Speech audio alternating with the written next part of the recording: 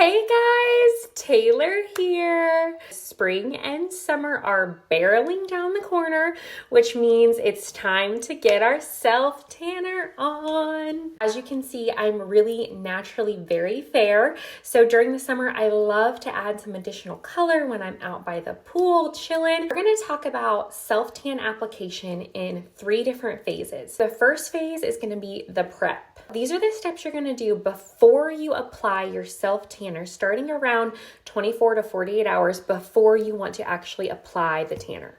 You're going to take a shower. You want your skin to be a little bit dirty, not freshly showered, so that the tanner has something to grab onto. During your shower, you're gonna do a couple things. You are going to shave everywhere that you need to shave, and you are going to exfoliate. This really just removes all the dead skin, and so you're not shedding all that skin and the tanner after you apply it. It makes it last longer.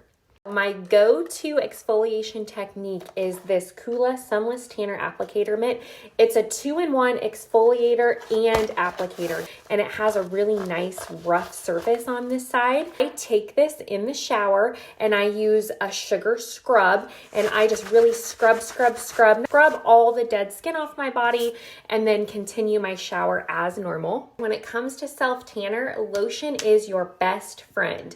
So after I get it out of the shower, I completely dry off, and I use the Hempz Sweet Pineapple and Honey Melon lotion. It smells so good, guys. This one's definitely one to get, but as soon as I get out, I'm gonna moisturize my whole body from head to toe, and then we are going to be ready for the application around 24 hours later. As always, you can grab all of these products at a discount right here at eCosmetics. Head to part 2 to talk about application.